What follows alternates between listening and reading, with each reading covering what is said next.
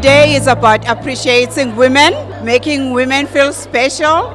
Working for Transnet makes me feel special, and I like the fact that they appreciate who we are and they celebrate the womanhood.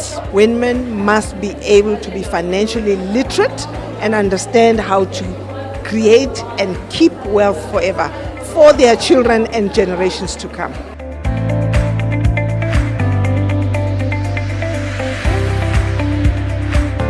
Women, apply excellence wherever you are. Work hard, work smart, get what you want, follow your vision, do well. Women, it is difficult, but we have to hang in there and keep progressing, never stop studying, never stop doing the things that you do.